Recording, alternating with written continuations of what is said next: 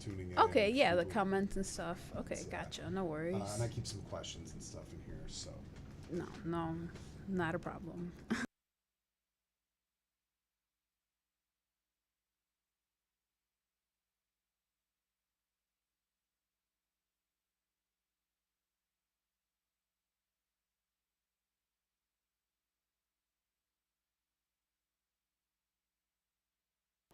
with it. We're going live with it. We're going live with it.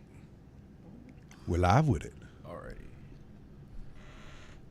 Here we go. Chick chack, clickety clack. Let me double check. Always double check.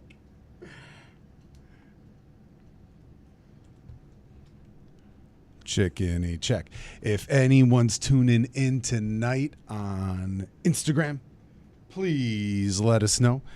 Let you know that you can swing on by to Hawk Wins on's YouTubes. Check out the better stream. But yes, we're going live. We're live. We're live. We're totally live. We're live and in your living room. Live and in your living rooms. It's been a weird day, Jay Smooth. I was off the nicotine for 48 hours. I lasted a full 48 hours. How was the first day?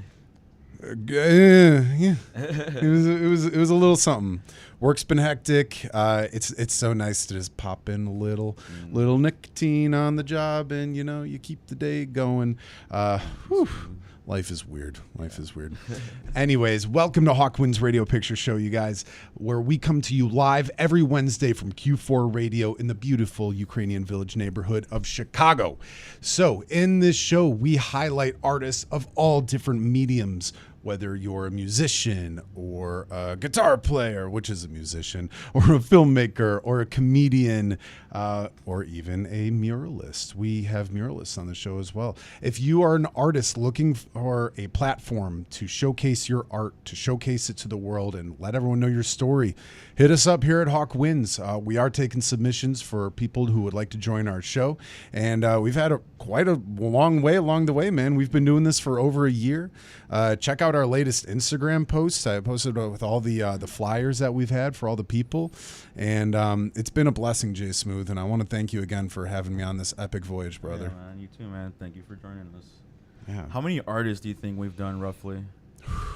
Man, in total, I'd say at least in the 200s. 200. Considering the main shows we've done, people we've had on, averaging maybe three to one to three people, 5 people. Thing about some of the artists are like full bands we've had on, so Yeah, that's like 5-6 people right there. we've given a breath to the art of Chicago for sure. Not that it was like dying or anything, but we're here to again just be a platform for everybody, for them to come on out and tell their story and talk about the ups and downs and who made them the artists that they are today.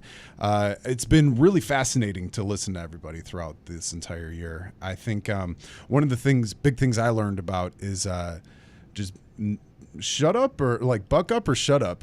So many people want to talk about art, but then never give themselves the chance to go do it. And I find myself guilty of that too. I'm like, oh, I'm gonna binge watch Svengoolie again, and like I'll work on it later. But no, man, if you want to make the art, you really got to put in the hours. You got to put in the effort to do it. Yeah. So to all you artists out there, keep on keeping on, keep on making art, and I hope this guest we have on tonight, a very great guest. I hope they inspire you. I know she's definitely inspired me through a lot of her work. She does a lot of mural work, including one of my personal favorites, the man, the myth, the legend, Mr. Svengoolie over at 14th and Damon. She's got that big mural. She's done a lot of other murals around the city. She does art fashion. She does cake fashion. She does baking. She does neon displays, blacklight art, I should say. I don't know if we got into neon yet. My apologies. She's also done a lot of really great printing, paint, and her elements include the duality of life and death, incorporating a lot of skulls and plants, and something we really love on the show, mushrooms. Love me a good mushroom. Love good mushroom. It's the perfect symbolism between life and death, Yeah. Through the ashes of failure rise the mushrooms on poop of success. It's It's natural. Something like that. Well, without further ado, everybody, please welcome to the show, Natalia Sustaita. Hello, everybody. Thank you for having me. Natalia, thank you for joining us. We really appreciate you coming out. And again, I just want to say I'm a huge fan of your work. And it was funny that I didn't know it was you behind the paintbrush For real? until meeting you in person. And well, I did my homework on you. But yeah, I was hoping, maybe for the folks who are just tuning in, tell us a little bit about yourself. Who is Natalia? Well, I'm a Mexican-American artist here from Chicago, born and raised. I'm a visual artist, muralist, baker, pastry chef, body painter, all kinds of stuff. I do it all, just all around artist. Yeah. Yeah, I was looking into I was doing a lot of homework on you, and you really don't really stick to one medium. You really do it all. Yeah. If you can give us, what are your top 5 favorite mediums? And then maybe your 2 least favorite. Okay. My least favorite, for sure, I could start off with that, is baking and cakes and stuff. Even though it's fun and people can eat it and stuff, but I just feel like it adds a whole nother element of stress because people are gonna consume it. If your art or your whatever you make, make someone sick, that's the absolute worst thing possible to happen. Luckily that hasn't happened to me, but it's just the anxiety of it all. It's just so, and then with cakes, there's a lot of variables. You can go wrong in the baking process. It can go wrong in the decorating process. If your apartment is too warm, your cake's gonna melt, or if it's too cold, the icing's not gonna come out, properly. So yeah, there's a lot of variables to that, and you have to be clean on top of it too, and it's just a lot of preparation. So that's probably my least. Yeah. Don't really enjoy that, but it makes good money, and I like the end product, and people love it, and so I'll do it because people are, I've been pricing it higher and higher because I don't really like doing it, but it's Sure. It's people still buy it, so I'm okay, I know, well, it makes it a little bit more worthwhile for me if I bump those numbers up. So Yeah. And I've seen some of your work. I saw your work that you did a lot at the Museum of Contemporary Art, and a lot of the catering and stuff that out was there. so fun. That's an art piece in itself. I was hoping maybe you can talk about what's that like as an artist in the high stress area of a kitchen, as we've all seen in The Bear. Yeah, especially at the Museum of Contemporary Art, they definitely are you eat with your eyes first. When the plate is put in front of you, it's gotta have to look like a piece of art. You want to just take it all in just by looking at it for a second. You don't want to just eat it and not even look. So yeah, it was cool. Some of our cutting boards too, they had measurements. They had ruler measurements on the cutting board, and everything needs to be precise. And if it wasn't precise, it's not gonna go in the garbage, but it's probably gonna get eaten by somebody the staff. But it's not gonna go out. So it was cool. I really appreciated that element where they let you be creative. They let you garnish the dish too with oranges or different herbs and stuff. So yeah, that was a lot of fun. That I loved incorporating the visual aspect of art too. Yeah, because when I worked there, it was catering, so we would just cook everything all at once, and then the plating is where I was my time to shine. Yeah, so that was cool. Very cool. Now, that's maybe your least favorite medium. What is your, give us some of your favorite mediums that you do like to work with. Spray paint, for sure. I love working with spray paint. I wish I had more opportunities to do that, just to be able to work bigger. You have to kind of be outside or have ventilation and stuff, so it's better just to be outside. But yeah, I love it. It's the application is so smooth and so fast, and you can get really big really fast, and it dries quickly, and you can paint over stuff really quickly. The saturation is great. I love spray paint, but also acrylic paints too. It's also it dries fast. It's a very forgiving medium, so if you mess up, you can paint over it, and it's not really a huge issue. So yeah, acrylic paint, spray paint, top mediums for sure that I love. Yeah. You also do a lot of fashion stuff too. Can you tell us a little bit about your fashion work? And by the way, Squeak Star Zula just commented, "Yay, Nat." She said, "What up?" Shout out Squeak. What up? Hi. Yeah, Squeak is actually a huge inspiration too. Because before I met her, I would just alter my clothes like just on my own to be, you know, an individual, and you know, cut up my shirts and my pants and draw on them or do whatever, you know, as an artist. You know, you want to be an individual, you want to, you know, just stand out and dress like a little more eclectically, I guess. But yeah, she definitely encouraged me to just make more, and like for like the public too. And I do a lot of like printmaking, like lino cuts, and like so I'll stamp them on shirts or on like stuff. And like it all kind of started too with making like battle jackets, you know, like having like those thrash jackets, like sewing patches and making your own stuff. And like, you know, if there's like a certain patch for a band that they're, you know, they don't have it out yet, you know, I paint myself one, you know. So yeah, kind of just stem from my own fashion, you know, wanting to be different, and then eventually seeing other people doing the same thing, and like, you know, making money off of it. So and people were showing interest too. So yeah, I was happy to branch out and to do whatever. Yeah, because like you said, I do a lot of different art, and I do a lot of different stuff because I mean, I'm currently living off of it, so it's, you kind of have to, at least for me, I have to do different things, because like not one thing is going to make you enough money to like sustain yourself. You have to branch out and do other stuff. You know, you got to be flexible. I understand that some people just do stick to one thing, and you know, they're really, really good at it, and they, you know, they make their money, but that's just not how it works for me. So yeah. It probably does. You don't want to plateau either. You know, branching out, doing different things. Obviously, it's another source of income. I really love your mural work. I was really hoping you can talk to us about your Svengoolie piece over at 14th and Damon and 14th. Yeah. I've driven past it a million times. I've stopped 1,000,001 times, taken pictures of it, and it's so cool to finally meet the artist behind it. Yay. I was hoping maybe you can talk about the story behind it and the influence that Svengoolie had on your life growing up here in Chicago. Yeah, no, definitely. I think the curator of that wall was named Pease, and yeah, he was just had people from the neighborhood or that he knew come and like paint portraits of Chicago legends. And I forgot, I had somebody else in mind. I forgot who. And then like my friend Natalia, who's also named Natalia, she was like, I'm gonna do Svengoolie, and I was like, damn it, that's a good one. I'm like, man, okay, yeah. I was like, no, that's a good one, you know. But then something came up, and she couldn't do it anymore, so she couldn't like paint the wall anymore. So I was like, well, you know, can I do Svengoolie? And she's like, yeah, you should do it. I was like, okay, thank you, you know. But either way, we both, you know, we're both influenced by Svengoolie. We're both like punk, goth, alternative people, you know, so we definitely were very much into Svengoolie and like, you know, the old school like horror stuff, especially, you know, Natalia more so than me. But either way, we're still like from Chicago. We knew about, you know, Svengoolie and being around town. So yeah, that's why I chose him, because he's very popular, and you know, he definitely influenced me too, and like, you know, the alternative culture and stuff. So and he was like very local too, and not a ton of people know about Svengoolie that are like outside of, you know, the Midwest. Sorry. He's branching out. Yeah, he's branching out. And he's more national now, so I'm very, very happy about that. Yeah.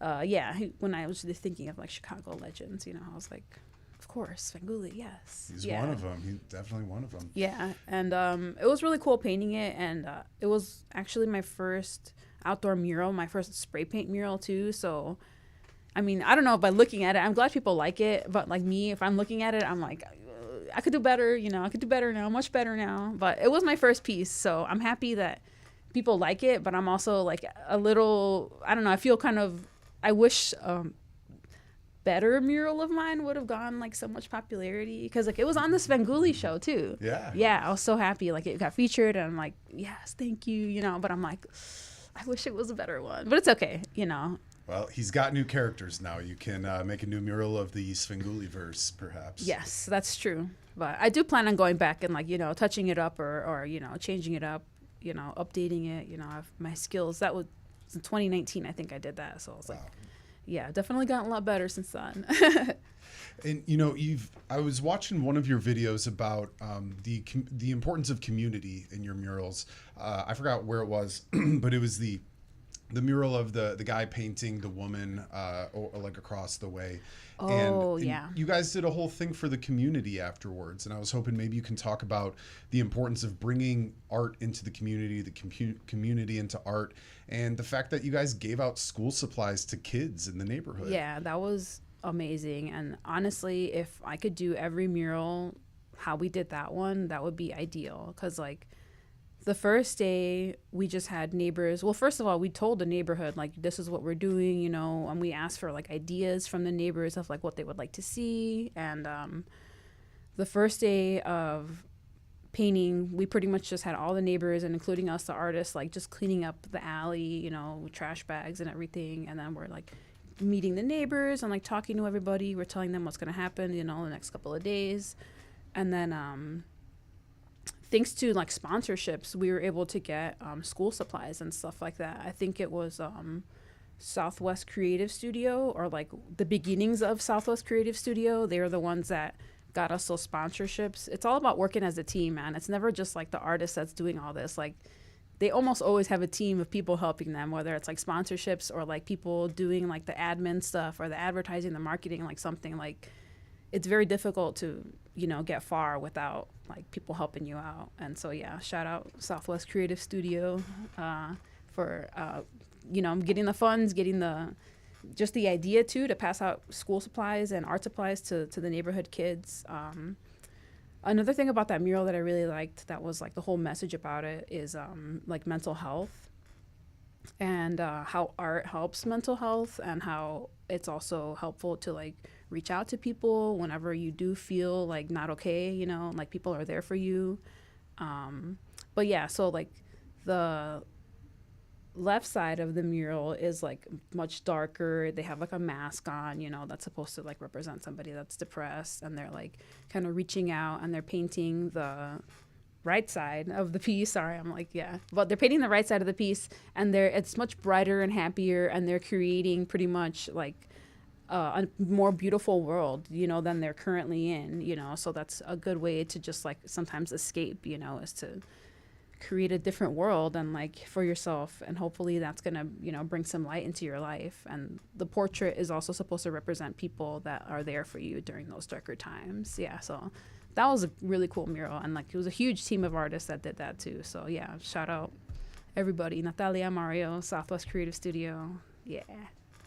And what a way to have a launch party for it too, to bring the community in and to have the kids be a part and feel like they're influenced in that. Because so many kids, you know, especially in Chicago, they don't always have that creative outlet for art. I was hoping maybe you could talk about, were there any moments in that launch party that, you know, you saw it firsthand impacting the community? Yeah, I saw it almost immediately. Those kids, they loved it. They just ripped open their boxes and they immediately started. We had my friend Mario, that mural is like right across from his alley. So like he had his garage door open, and we had like tables there. So like the kids immediately got to work and they started painting and drawing, and we had a whole little like open studio session for them, like right there in his garage too. So it was cool almost to see it like instantly. Yeah. And they were very happy for like any art supplies that they got. Yeah. And they were like, you know, looking at the wall, trying to like, you know, copy it and see, you know, like it's so cute. Yeah. That's important. That's important. I'm going to repeat that 5 more times. That's important. That's important. That's important. That's important. That's important. Community and art. I think that's such a great thing that, you know, we're not bridging that gap as much as we should these days. And that's really empowering to hear you guys doing that, you know, especially cleaning up the streets right beforehand too.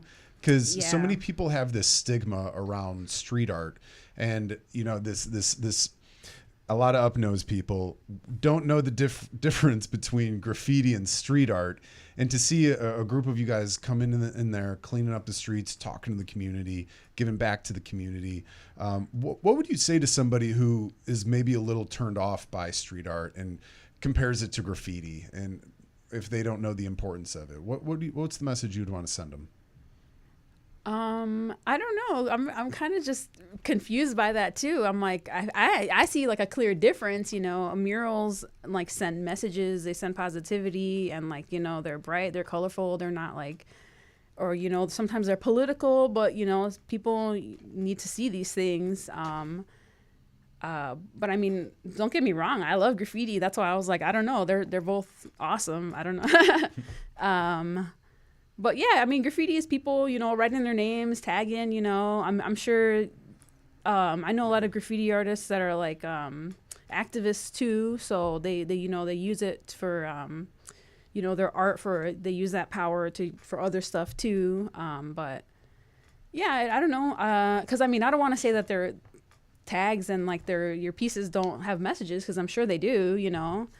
But they just could be different. And yeah, I don't know. People just they just don't understand. I don't You guys know. ever seen like those graffiti pieces in like the middle of like a bridge or something? You have no idea how like they got there. That always Yeah, confuses me. that's cool. Like, I'm like, how that's the- impressive. It is Yeah, impressive. I'm like, I Like, have, How did yeah. they get there? Like, did they fly or something? No, scaffolding. Yeah, scaffold or rappelling. Rappelling, Yeah, they rope. like have a rope and Yeah. they kind of like swing down like a SWAT team on a building. Right. Which, I mean, that's so cool. I have like crazy respect for graffiti artists, because they can out there doing stuff that I would never be able to do. That shit terrifies me. And it's in I hated asking that question, because like, you know, there's so many differences in that. There's graffiti art, there's tagging, there's mural, you know, but it's I think you wouldn't have one without the other. You know, I don't think there would be mural art if there wasn't the culture of tagging, and like what we were saying before, of having grunge and hip hop and music influences. Yeah, I mean, it's definitely influence the all city. connected, and I Yeah. feel like murals are like one of the oldest type of art, you know, like literally cavemen are painting on a wall. Like, what do you think that is? Like, that was a mural. Yeah. Now, talk about, you know, a lot of the messages that you send in your paintings and in your murals. I thought one of the really cool things that you do is the duality of life and death. A lot of plants, a lot of skulls, a lot of mushrooms. Talk about the importance of that, and, you know, what kind of drew that to your art. It's because I'm Mexican. Yeah. But yeah, no, this reminds me of Guillermo del Toro. They're like, why do you do horror stuff? He's because I'm Mexican. But yeah, it's because of my Mexican culture for sure. The, you know, the Dia de los Muertos, and like not really having such a huge stigma around death, and like just realizing that they're just in a different plane, and you can still, you know, talk to them during that period of time and stuff. So they're still around. So it's not a super scary thing, you know, to see a skull or something, you know. They're always decorated very beautifully. So I just see it as like, you know, like you said, like the cycle of life, you know, something dies, it decomposes, it goes into the ground, something grows from that decomposition, and then that dies, and then it, you know, it just goes in a big circle. So Mycelium is a wild thing. yeah, no, totally. And like mushrooms are a big part of that too. They're feeding off of the decomposition, and they're growing too. And then, you know, you can eat the mushroom, and like it's going to nourish your body. And then, you know, it's all connected. So that's something that I wanted to show. Because I mean, that's life, you know. Every artist paints about life, paints about their life. And I mean, that's the whole, gist of it. And just like my Mexican culture for sure is like heavily influenced all that.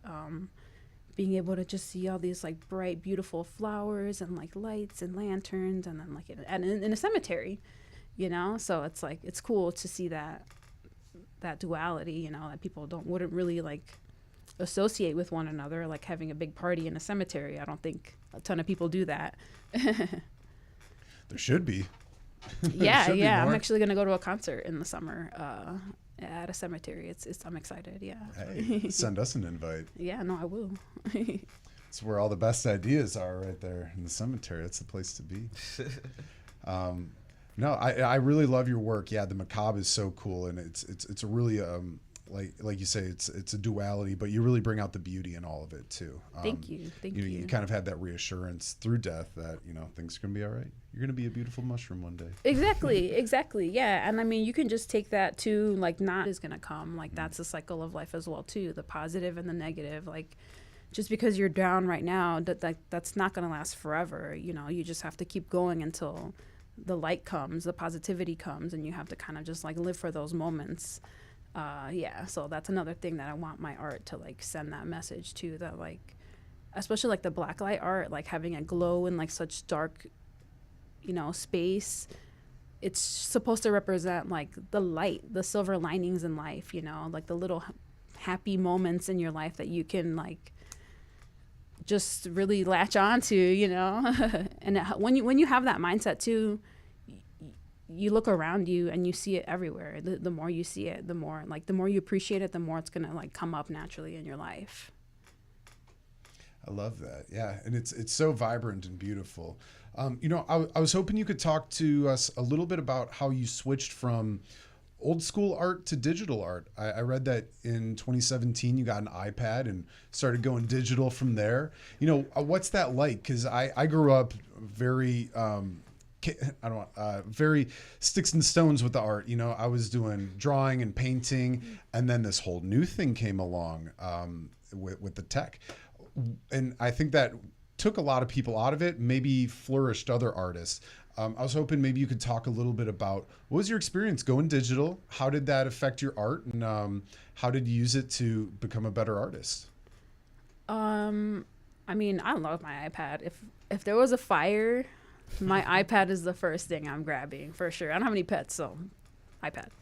Yeah. I mean, at first I didn't really use it much. Like I definitely, there's a learning curve, so I was like, this sucks, I'm like, let me paint instead.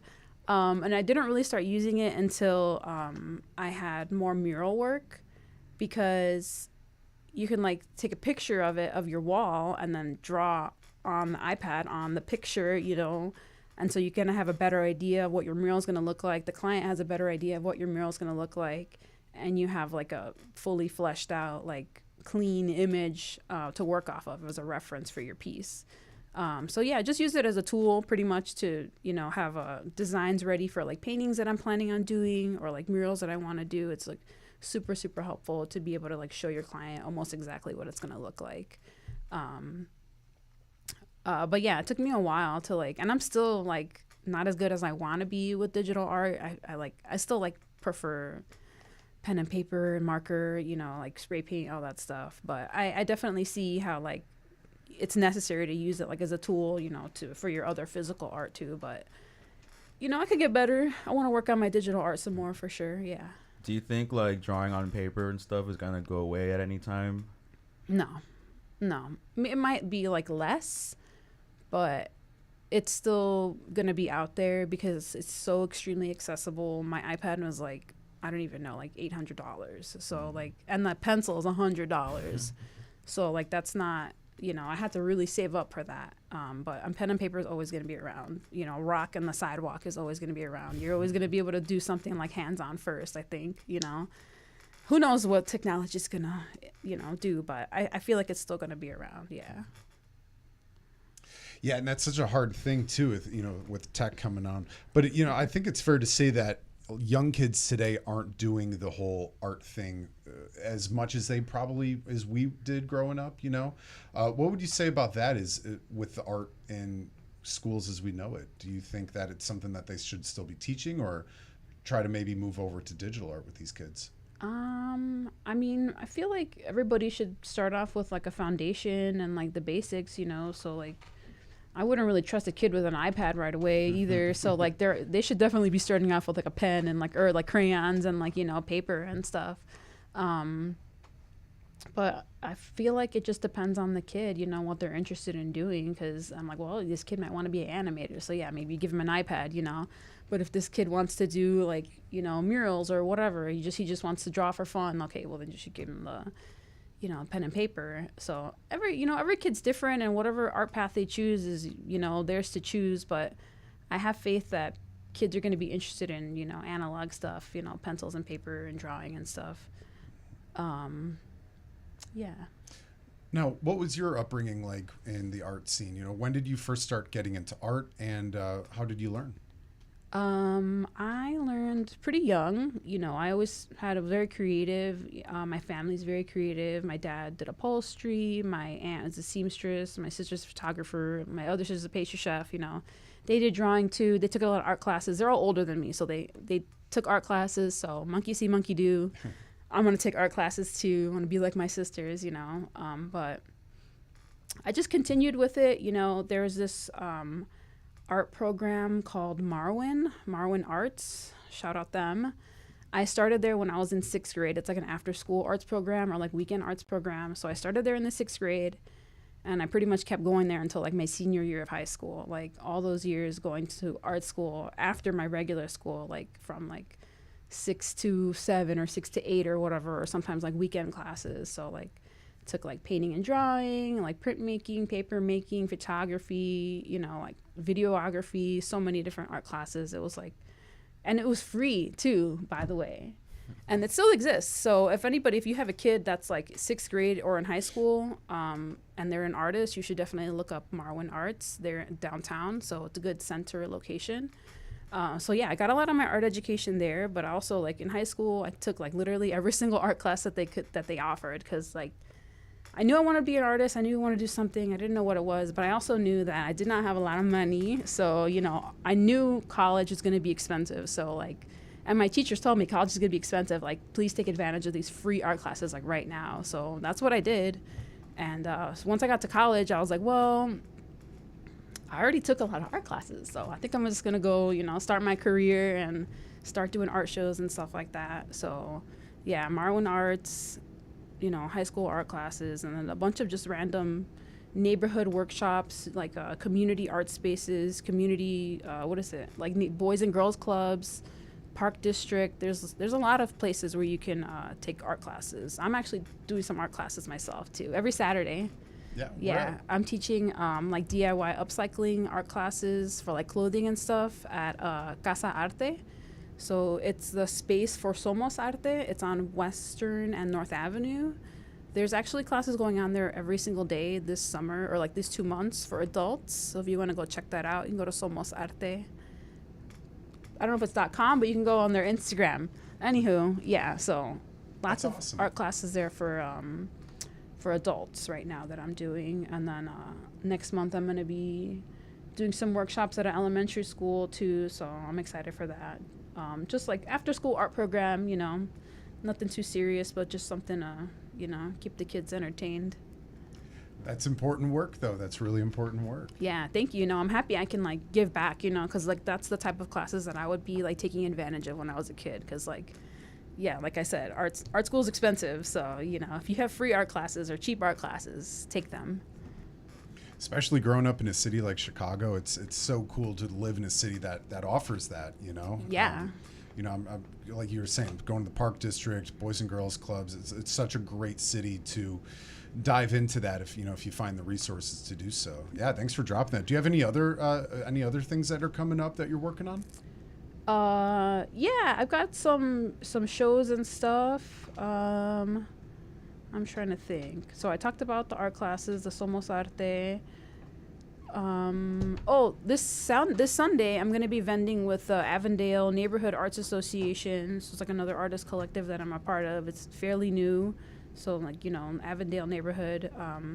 We're going to be tabling and displaying our art at the Artist Colony, which is right next to the alley. And the alley's having their 49th anniversary block party this Sunday. So I'm going to be there vending with the Avondale Arts Association.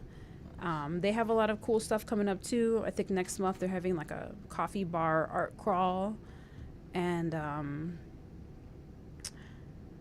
what else? N.SustaArt? Oh yeah, N.SustaArt. Against the Fence. That's the next event. It's also this month. I think it's like another Sunday or Saturday. Let me see. Let me look at my calendar. Sorry. It's the 28th. So that's Against the Fence. N.SustaArt is another artist collective in Logan Square. They're amazing.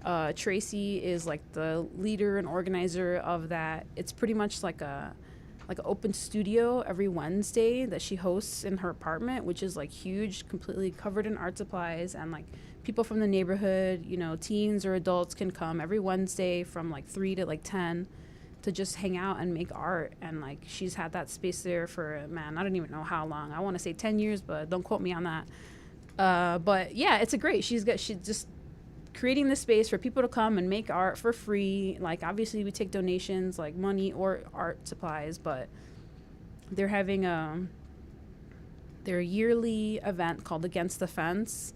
So Project Logan is a famous wall that a lot of graffiti artists and muralists would paint on right on Milwaukee and Fullerton. So we have a festival there now. We put up all our art on the fence. It's time to repaint the wall. So everybody's going to be like live painting, doing graffiti or murals. There's going to be art displayed on the wall, people vending their stuff. So that's the 28th.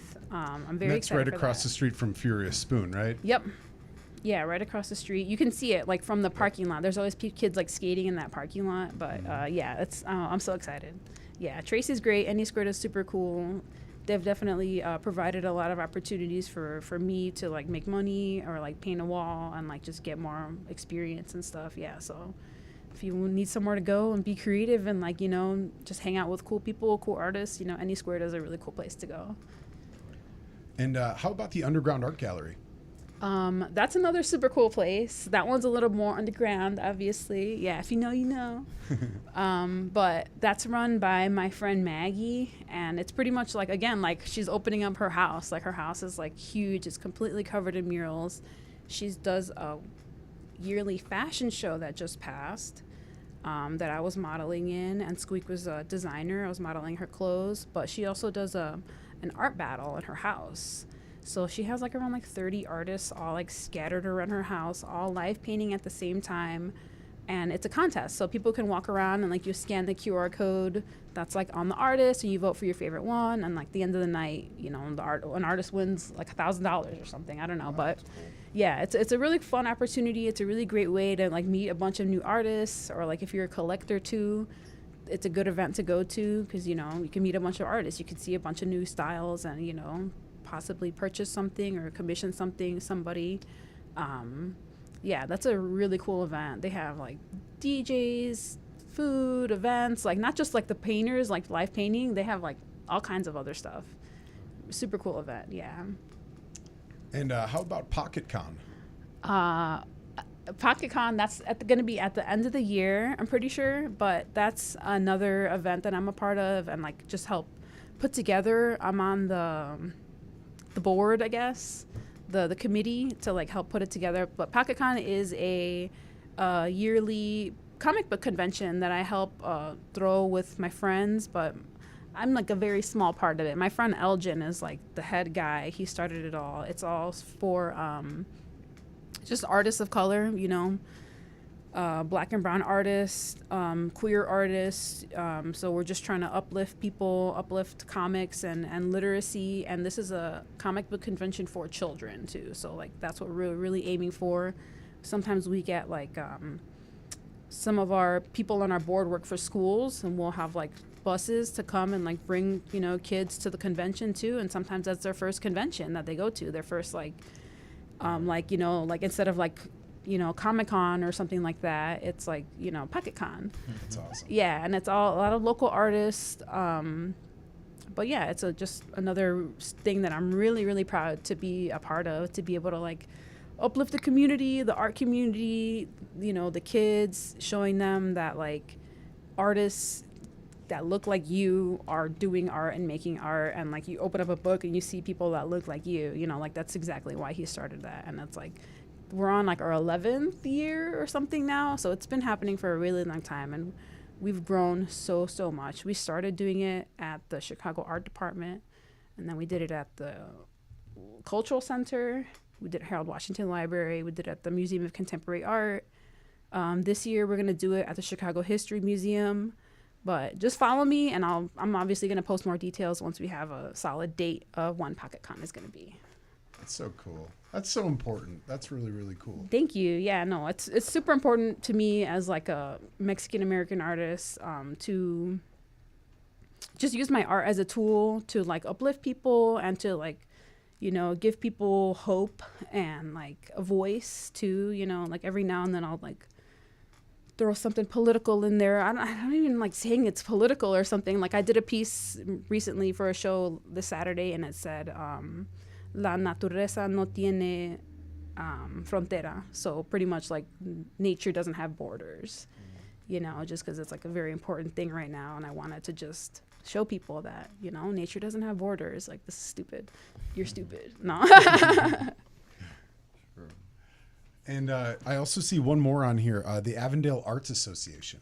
Yeah, I just started that. I just joined that with my friend Nikki. She is like the organizer of that too, and it's just trying to get to know the artists of Avondale. That's where I grew up, like Belmont in California, and I see that it's like it's starting to grow, it's starting to change, you know. So like I kind of want to like take hold of that and get to know the other artists and get to know the other people in the neighborhood and like work with them too, because I mean that's my neighborhood, you know. So I'm a part of it, and I want to help out and just yeah, no, just be active in my community. I think it's really important to do what I can, you know. Every now and then I also do like body art and face painting, so whenever they have events, you know, sometimes I'll volunteer my time and I'll do face painting for them, or like, you know, I'll make a flyer or like a coloring page or something, you know, like whatever I can do to help out people, because everybody works as a team. Everybody works really hard to like make these events happen and create, you know, just things for the community and for stuff for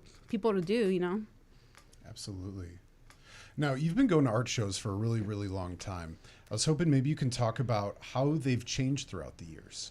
Yeah, no, definitely. I'm going to take a quick drink. One Yeah. second. This one's sponsored by Modelo. I love Modelo. You know, I think it's like one of the top 5 most popular beers in America right now. That's because of Bud Light. They did the whole like rainbow thing on their thing, and a lot of people stopped drinking them, and they went to Modelo. Oh, Yeah. wow. So it's like, you know, They're like, I'm homophobic, but I'm not racist. but like, they are, what? though. I know. We're like, oh, yeah, that's true. They it are. just didn't make any sense. But cervezas is so good. Yeah. I don't know. People are just so dumb, dude. No, it's silly. But yeah, art shows.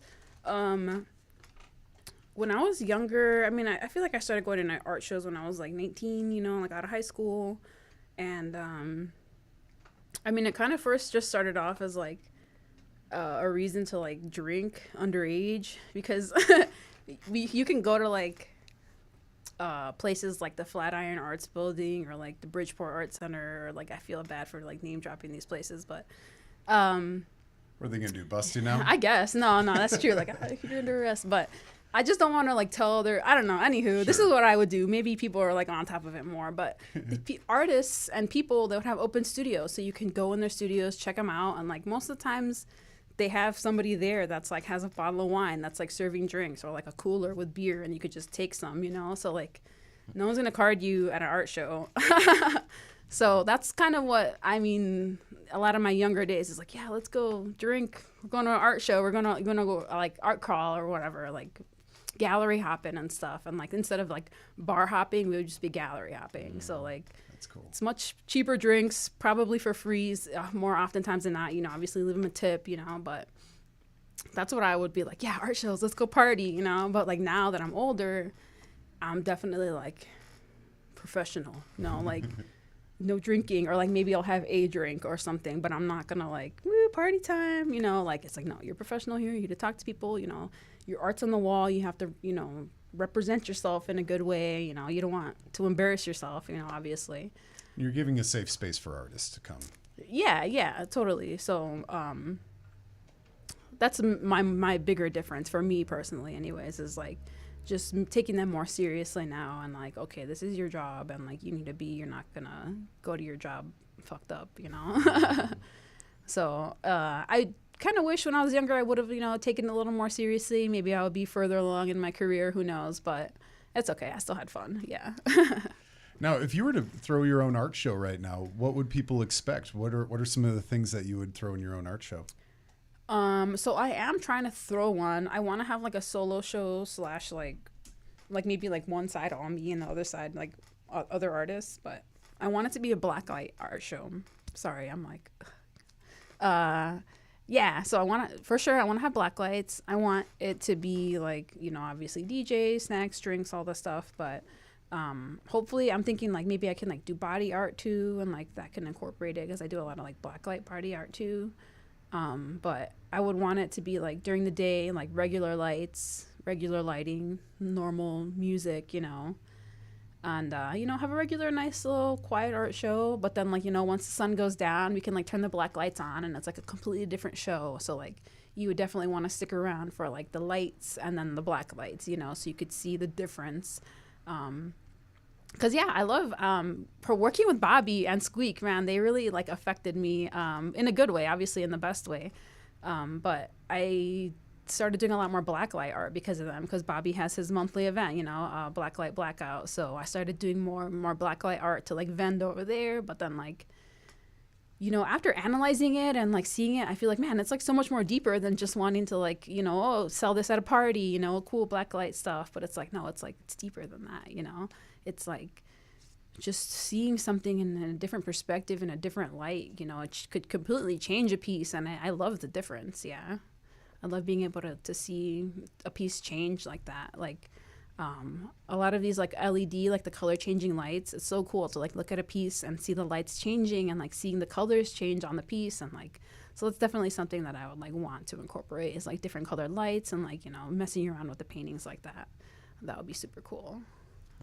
Not to mention just having the audience there to ooh and ah at it when the lights come on or off. Yeah, exactly. That alone has got to be so cool. Yeah, and like if people let me paint on them too, then they can be a part of it. And like, yeah, I think that would be a lot of fun.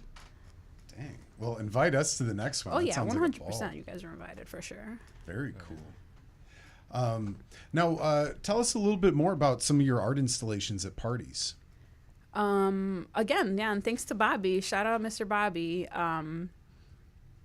I mean, I'm so creative. I feel like I could do anything, you know? So like he'll hit me up and be like, hey, I'm throwing this, you know, Alice in Wonderland themed party. Can you make something for me? And I'm like, yeah, sure. Let me see. Like I made like this giant furry cat that people could like pet, you know, it's on the wall. And I made like a big cake slice. I made these big mushrooms, and like they're all like blacklight reactive too. Some 3D stuff, some 2D stuff, you know, it depends on the budget. But it's usually like dollar store budget. So, you know, you got to make what you can with what you have. But normally it comes out really cool. And it's been a lot of fun to like kind of branch out and do like more 3D stuff and like see people interacting with it at parties. That's really cool. Yeah, I definitely want to go bigger if I can. Yeah. Yeah, especially at parties. People a little inebriated, I think they might enjoy art a little more too. Probably buy some more merch too, right? Yeah, I mean, hopefully, or if they're not buying more booze. Either way, we still love you, artists. Yes, no, totally. Art supporters. Now, who are some of the artists that have inspired you throughout the years? Definitely my friends, for sure. Natalia Virafuentes, Squeak Starzula, Mario Mena, Juana Duran. Yeah, these are all amazing artists from Chicago, all painters, live artists, and I'm happy to say my friends too. Yeah, they inspire me the most because I'm seeing like them directly, you know, like I see their growth. Yeah, it's just cool to see someone's like progress and be like kind of personal with them, you know. But other than that, I mean, like more, I guess, artists that other people would know. I mean, I'm really inspired by like Orozco and Diego Rivera and like those like classic muralists, those classic Mexican muralists. I went to Mexico last year and the year before that, and like, wow, their murals there just blew me away. They really did. There's just, not to say anything bad about Chicago stuff here, but like, wow, you could tell like Mexico City is like where modern muralism was born, and like you could like tell that these people are talented, like so precise and beautiful and bold and everywhere, like at all the walls, you know. It's so inspiring to see. I don't even know where I was going with this. Well, they inspire you, so you know. Yeah, oh, that's true. Artisans. I mean, Mexico City, Mexico in general, yeah, all those artists that are in Mexico City for sure inspire the heck out of me. I did a mural festival last year there in April. It's called Juntas Hacemos Más, and it's a all women and like female identifying mural festival. And I think there was like, I don't even know. There's so many. I want to say like 90. No, maybe not 90, but like 50. I don't know. A lot of artists, a lot of, you know, ladies. We're all painting alongside each other. It was like for 3 days straight. It was just so cool to meet like artists from all over the world, from like Finland, from Colombia, from like Ecuador and Mexico, United States, like everywhere. And like just to be a part of that too. And I'm like among them, we're all hanging out, we're like partying afterwards too. And like, man, it was so cool. And like just, yeah, being around other creatives, you know, it doesn't really matter how popular you are, or if you're like famous or whatever. Like, man, as long as you're just making art around me, you're gonna inspire me, you're gonna make me want to like pick up my pen and pencil too, for sure, like no matter what level you're at. Is there like a certain like like a mood that you have to be in order to start painting or drawing something, or is it just like you just flip a switch and it's like, all right, I'm just gonna start painting or something? It depends. I usually try to be in like in a good, happy mood, you know, like I'm excited to paint and stuff. But I mean, every now and then you kind of gotta force it, you know, if it's like a commission or like something else, like, and you just don't feel it, but like you're on a time crunch, you kind of just, or if you're like not inspired, you just have to push through it, and you have to literally like force yourself to like draw or paint something, and like it'll go away. And on the days that you don't feel like drawing, how do you like motivate yourself to want to do it? Money is a good motivator. Money is a great motivator. I usually, when I take commissions, I usually ask for half up front and then the other half later. A lot of people try to pay me like up front in full, and I'm like, I appreciate it, but you know, hold on to it, because I need that. Even if it's like $50, you know, like I just need that motivator to like, you know, like, okay, you want this $50, don't you? You better finish your project, you know? So like, I try to not get my full payment, so that way I can like, it pushes me to finish my piece. Yeah. There's people out there that are like, oh well, you know, art shouldn't be, you know, it shouldn't cost anything, like you should just, you know, if you're gonna paint, it should be out for free and stuff. What do you have to say to those people who think that artists should do their art, whether it's like painting or whether it's music, performing or whatever, like they think, oh, it should be free, you know, like you shouldn't charge for it or whatever? I mean, I wouldn't charge for it if I didn't have bills to pay and a home and rent to pay, you know, but this is my job. So like, that's what, you know, you're not going to go to a restaurant and be like, you're the chef, you're making art, this food is your art, you know, like it should be for free. You know, aren't you happy you're nourishing me? Like, no. But also, there's a lot of free art out there. If you want some free art, go out, and there's like public domain art. There's murals where you can go walk around and look at it for free. You don't have to go to a museum, you know. Like, that's another reason why I love murals, is because it's open to the public. It's accessible. And that's how I make it accessible, you know. Like, somebody else paid for it, but you can still see. Yeah, and what people don't realize is that, like, everything costs money, too. Like, paints or, you know, whatever canvases or whatever pieces of paper you want to cost, it all costs money. And exactly. People don't see that portion of like the art that you're making or the hours that you spend, you know, practicing, you know, on, you know, whatever. People don't see that, and they just assume, oh, well, it took them like 5 minutes to do, but they don't see like the years of like and stuff that exactly. has to happen. I'm like, they don't understand. I'm like, if you want free art, there's free art, you know, but don't ask that from everybody, you know, because it costs money to, you know, supplies, to get skills, to go to art school. Like, there's everything. The designers, people design chairs, clothing, all kinds of stuff, they all get paid. People that make movies, they all get paid. You pay to go see the movies, you know, like, you can make that argument with anything. Right. And then for people that like want to start doing art and want to start getting their paintings sold or whatever, what would you recommend they do? How would they do it? Just to put yourself out there. Yeah, you have to start somewhere. You have to start showing people. You can do it like via social media and start building, you know, an audience. Or you can go out and like vend at markets and stuff. There's plenty of like free places you can go vend at. That's usually where I'm at too. I don't usually pay for a spot or a table. I'm not there yet, you know, but there's plenty of like free spaces where you can just go and get out there, or like places like N.SustaArt or Sustaita, where you can go and like hang out and draw and make stuff, like get feedback from other artists and stuff. Like, just hanging around other people that make art is a good motivator too. And like, if you're around the right people, they're going to encourage you, you know. Now, when it comes to the murals, how do you get commissioned for that? Is that something they approach you on, or do you approach different art companies and say, hey, I'll paint this for X amount? Or how does that work for a young artist? Yeah, I mean, it kind of works both ways. I get about half of the people reaching out to me, be like, hey, I'm interested in, you know, X, Y, and Z. Or if there's like a certain company or like a restaurant that is opening up that's new, I'm going to email them, and I'm going to be like, hi, do you guys need art? You know, and like, sometimes they'll email me back, sometimes they won't, sometimes they get somebody else, you know, but you kind of just have to ask. You have to ask people. If you're starting off, no one's going to be asking you, so you kind of, or like, no one's going to be asking you, so you have to go ask. You have to go out there and find those jobs. Just ask. Yeah.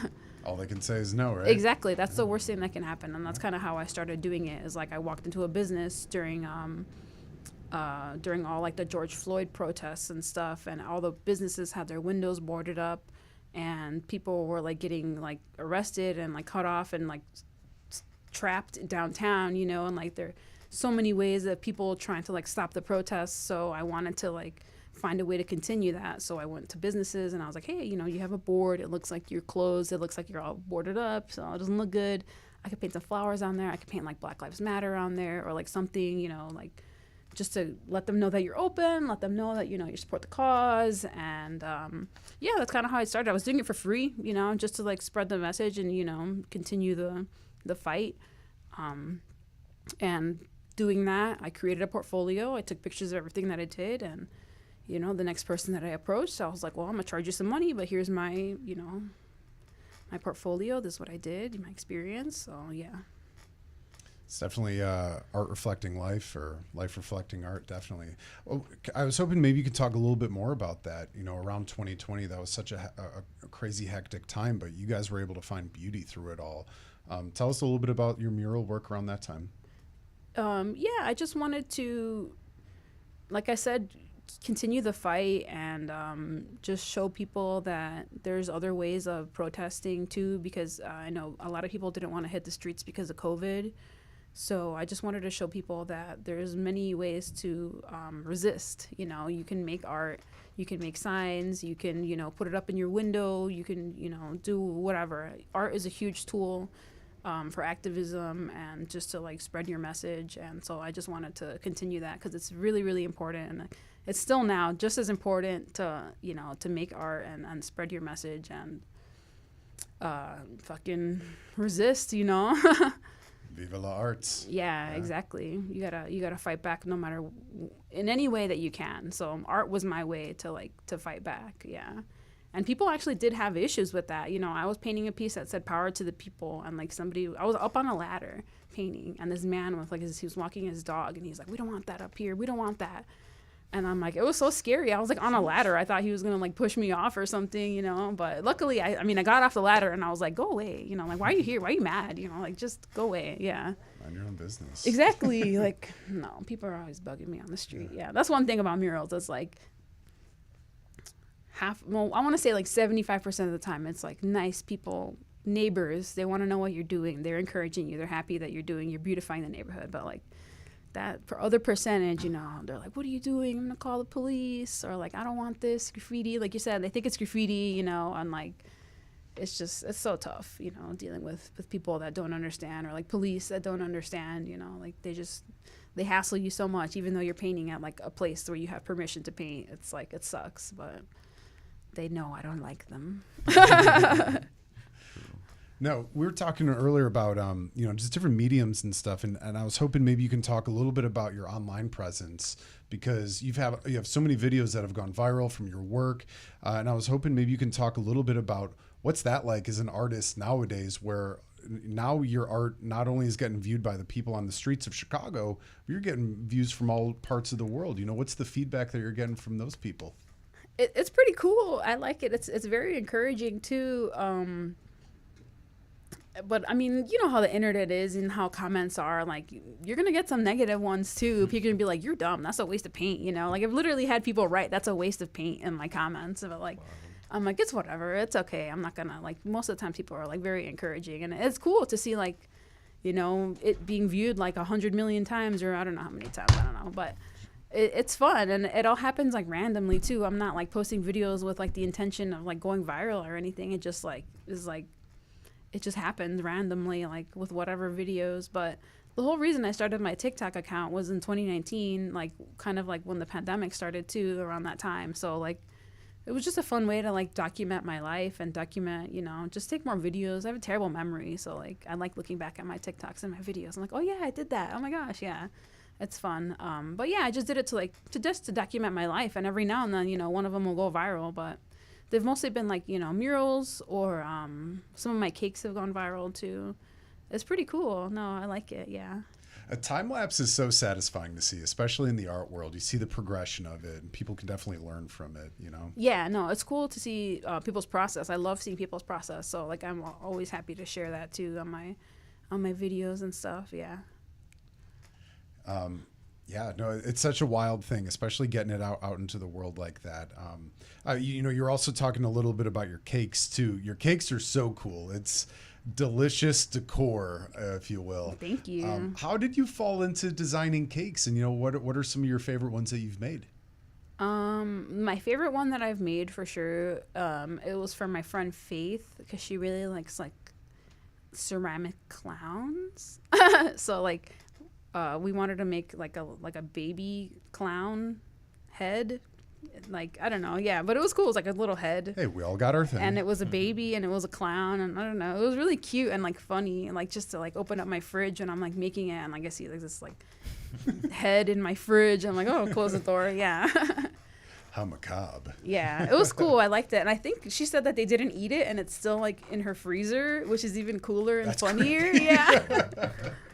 I'm like, I swear, officer, it's like, cake. Yeah, I'm like, send me a picture of that actually. Yeah. But what was it? That was my favorite one. What would you say? What was the other one? The first question? How did you get into it? What are some of your favorite ones? Yeah. I got into it when I was a teenager, just making cakes for my friends and my family. I like baking. I liked, yeah. And like, I don't know, people always expect gifts too. I'm like, I don't know what to buy you. I'm like, I'm going to bake you a cake, like, so it started with that. I think the first like fun shaped cake that I did was like a guitar for my friend Braulio.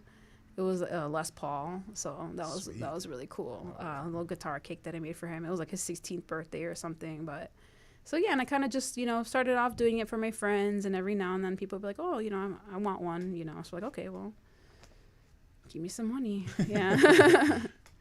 Now, what's your process with that? Is it's actual cake underneath? Do you use fondant or? Oh yeah, I used to use fondant, but now I use modeling chocolate because it tastes way, way better. And it's easier to sculpt too, and also buttercream. Butter and chocolate are like surprisingly really easy and like fun to sculpt with, and like especially butter, like it holds up pretty well. If it's a cold environment, you can shape it and like do all kinds of stuff with butter. Huh. But yeah, that's pretty much what frosting is made out of. It's just butter and sugar. That's why it's able to hold its shape and stuff like that. So you're just eating pure butter when you're eating a cake, by the way. So delicious. Yeah. Huh?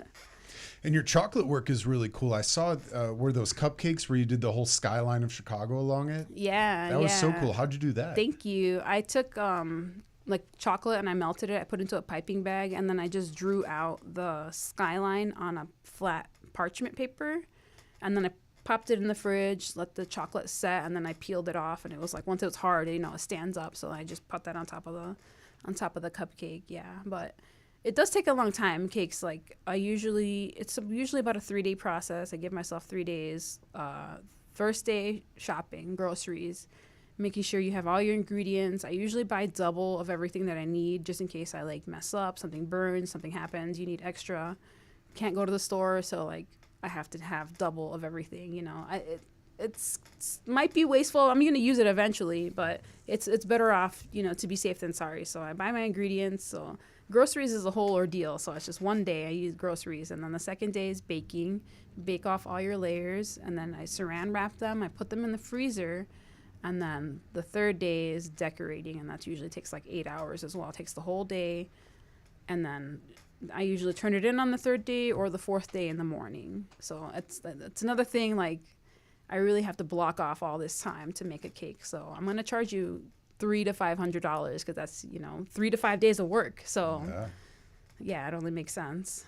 It's well worth it though for the money. The images of them are so cool. I really like that one Bowser one that you made with the. Thank you. The shell. The shell was so cool, and the spikes were made out of ice cream cones. Yeah, That's I just incredible. wrapped the fondant around the ice cream cone. Yeah, it's just fun. It's another way, like just building a puzzle. Pretty much, like if you don't have precise, you don't want to build a bunch of spikes and make them all the same size. You're like, oh, ice cream cones, or Rice Krispie treats. They're a little stiffer. They're better for smaller parts of your sculpture or something. Yeah. Now, how do you design that? Do you sit down and you draw it out kind of three-dimensionally, or do you Yeah, I draw it out on paper, like 2D. Usually people give me like a theme, like Naruto or like Five Nights at Freddy's, and like some stuff like Naruto I already know, so I'm like, okay, I have some ideas, but like Five Nights at Freddy's I never played that game. So I did some research, I looked up some YouTube videos about the lore and all that stuff. So like you worked at Chuck E. Cheese. I researched, yeah, no, totally. I kind of get it, yeah. I did my homework on you. Yeah, like damn, you went far back, huh? Yeah. What was I saying? Five Nights at Freddy's. Oh yeah, so I do my research about cakes and stuff, you know, like just so I get an idea. I don't want to get the characters wrong or whatever. So like sometimes it does, you know, I'm doing research on a freaking cake. Like that's how much time I like put into it. Yeah, because I want it to look good and I want it to be accurate, you know. Right. I think I'm gonna ask Jay's next question. Do you do edible, like marijuana infused stuff? Yes, yeah. I used to work for this woman, and yeah, she gave me so many amazing recipes. She taught me how to like decarb everything and make oils and make butter and like make ice cream and like cakes and infused liquor, man, all kinds of stuff. Yeah, so yes. To answer your question, yeah, let me know. But yeah, it's fun. That part I do enjoy. Yeah, because she was an older woman too. So a lot of our clientele was older people that just wanted it like medicinally. We like purposely made like low dose stuff too. So like it could just, you know, help people out, help people sleep, help people relax. Yeah. And eat with her eyes, like you said. Yeah, no, totally. She was all about, you know, presentation too. Yeah. That's so cool. Sorry to drop the Chuck E. Cheese thing in there. I thought that was kind of funny. Okay. Whenever yeah, that was my about first job. That was my first job. Yeah, what was that when I was 16. It was pretty cool. I liked it a lot. Secret behind the pizza? The pizza's so good. I don't know. I made some of the pizzas there sometimes too. I mean, the dough is just like, it was just like a big bag of flour, and we'll mix water into it, and like that's the dough. Like it's all pre you know, mixed in there. I don't know what their Chuck E. Cheese magic. It was the tears of the children that go there. I know, right? When they don't have enough tickets, or when they have to go home. Yeah, but it was fun. You never had to hop in the mouse costume. All the time. I preferred that. Yeah. Yeah. Because I worked like behind the counter, you know, like exchanging the tickets for the toys, and like it was boring. I didn't really like doing that. People are angry, you know, or upset at you. So any chance I got to like take a break, they were like, oh, you know, like it's a birthday party time or whatever. I'm like, oh, really? Okay, let me go hop in the suit. Yeah, it was fun because when I was in high school, I also went to this place called Connect Force. It was like another like after school place. They pretty much showed kids like the 5 elements of hip hop, you know, like tabling, breaking, graph, all that stuff. And so I would do some, you know, learn some graph. I would learn some breaking. But man, I was really shy. I couldn't really like put any of that stuff into action, you know. And so like when I put that suit on, I was dancing. I was like busting out all my moves, and people were like, "Wow, I didn't know you know how to dance like that." I was like, "Man, I didn't know either." You know, like I was learning it, but I was never like putting it out there because once I had the mask on, I was hiding myself. You know, I was like, "This is cool. This is a little less embarrassing." You know, like I can kind of like be a little more silly in here. It was fun. Yeah. The disassociation of yourself. You know what I mean? Once Chuck becomes Chuck, that's Chucky time. Yeah, exactly. You're not Natalia anymore. You're Charles Entertainment Cheese. Yeah. Oh man, is that what the E stands for? Yes, entertainment. Yep, his middle name is wild. Entertainment. Yeah. How about that? I was 28 years old when I learned that. God, what a legend. Are Chuck E. Cheeses even around anymore? I think so. The one I worked at was on Fullerton in like the Riverview Plaza. I'm pretty sure that's still there. Yeah. Oh, that one. Yeah, that one is still there. Dude, I used to go there as a child. That one? Yeah, me like, too. As a fucking like little kid, that shit was wild. Chuck E. Cheese, the childhood casinos. Yeah. That's how they lure you. Childhood rat casino. Yeah. Every 5 minutes, give me more tickets, Mom. Come on. Oh man, I watched a weird movie the other night. It was like Willy's Wonderland, and it was essentially Five Nights at Freddy's, but like the lead character was Nicolas Cage. Yeah, I was gonna say, is that the one with Nicolas Cage? Yeah. I've been wanting to watch that. Yeah. It was good. I liked it, but I was just like, this is pretty much Five Nights at Freddy's, just with Nick Cage, which also made it better because it's Nick Cage. Yeah. But he definitely makes stuff better. what a legend, him and Chuck E. Cheese. Anyways, Going back to like your weed infused food, do you have like a favorite weed infused like fat to work with? Like my personal favorite is like cream, because then I can make like ice cream and stuff like that. That's true. I do. Do you prefer like butter or oil, or what do you prefer? I mean, I do like infusing creams for sure. Like making a nice like medicated whipped cream is like delicious, so good, and like light and like fluffy. Yeah, but I would say coconut oil. Yeah, I would say coconut oil. I feel like it it can handle like a higher temperature, I guess, or like I don't know. Butter's tricky because you need to use clarified butter, and it's more expensive to buy. And so I'm like, I'm gonna get coconut oil. Yeah. So I guess that's why the pricing. Yeah. So maybe better is better. I don't know, but I like using coconut oil. Yeah. I feel like it has a longer shelf life, like in my opinion, and from what I've seen. Yeah, I like coconut oil. Okay. What's your favorite dish to make, or like do you just make cakes with like infused stuff? Mostly like cakes and stuff. Yeah, but one time I think we had like a 420 party, me and my friend Jocelyn, who I was working for making edibles, and she invited all her clients to come over and like just have like a sesh, and it was a lot of fun. We made a lot of hors d'oeuvres and stuff. So we made watermelon cubes with like infused balsamic, and like we dropped it on the cube, and then we kind of like hollowed out the cube too, and we had a walnut oil that was infused, and we tossed that in some feta, and like we put the feta inside the watermelon cube, and like so it was like feta and watermelon, and like the watermelon had like a balsamic infused glaze, awesome. and then the feta had like the walnut oil, and like so had a lot of like really strong flavors. So it went really well with the marijuana, because like marijuana's got like a really strong taste to it too, so you kind of have to figure out what flavors are going to pair well with that. Yeah. So that, yeah, the watermelon feta, we made like an infused guac, infused hummus with like pita chips, and like yeah, it was like I'm trying to think of like savory ones because everybody does pastry. Yeah, but that was good. Have you ever had too much edibles at any point? Do you remember it all? Yeah.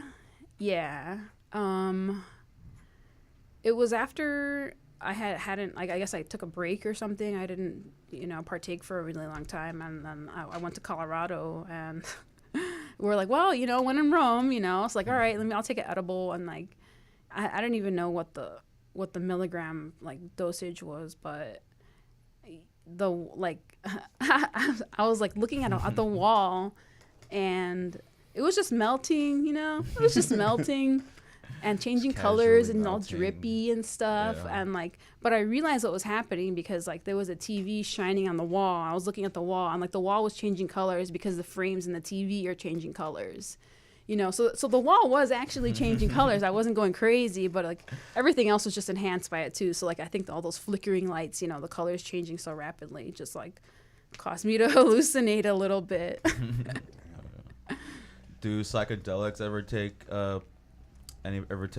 place when you're making art?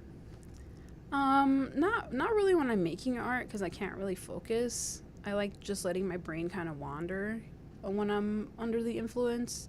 Sometimes I'll have ideas and I'll like scribble. I like scribbling. That's fun. Or I'll write stuff down every now and then. But I don't really like making like full on pieces because I'm just so like whatever, so like I like scribbling and like just having fun and like or like playing with the paint, like touching it, like that. I'm like just messing around in that way, but not just playing. I'm not gonna do a commission under the influence. And one thing that I did like to do too is like I like to analyze my art and look at my art while I'm under the influence of stuff too, because like it just changes, and like sometimes the meanings of it kind of come out at you afterwards, like after you've done it and you don't even think about it, and it's like, oh, I painted this pretty picture just because, but it's like, no, you did it because you're growing from this pain or whatever, I don't know, this is you come up with reasons on like why you created the art, and like yeah, it's just cool to see. I feel like that's not like who my art is like marketed towards or whatever, but I just feel like a lot of people that partake like my art. So yeah. That's a cool way to look at it. It's a retrospective of sorts, right? To kind of really deep hit it. I was hoping maybe you can talk a little bit more about your process when you're getting commissioned. You're about to, it's game time. You're about to go paint. What's your process like when you first get out of bed? Do you have a certain ritual that you do when you're about to go make some art? Do you listen to music? Do you eat a certain meal? What do you pack? What are your essentials? Yeah, I mean, I definitely have to eat something before I get started with any piece or any painting, because I get like kind of like stuck in the zone, and I won't eat for 12 hours. So I have to eat. That's like my first thing. It's like, okay, you have to make something in your stomach, and then you can get started. Then you can really focus. Because like another thing I hate doing is like, oh, I'm hungry. I have to stop what I'm doing and like go cook or do something else. And like, it's just a huge like stopping your flow, you know. So I want to make sure I'm full. You know, you went to the bathroom, you showered, my house is clean. There's not going to be any distractions because like, I don't know, it's if there's other things going on in my brain or other things that are bugging me in my apartment that need to be like addressed, you know, before I can really focus on something. So I try to just like tidy up my house, make sure I'm full and like don't have any distractions. I'll put music on, or I'll put on like The Simpsons or something that's like kind of background stuff, something I've watched over and over again that I'm not gonna like want to turn around and like stare at, you know, an interesting show. Yeah, so just making sure I'm, you know, healthy and set up for my stuff. Yeah.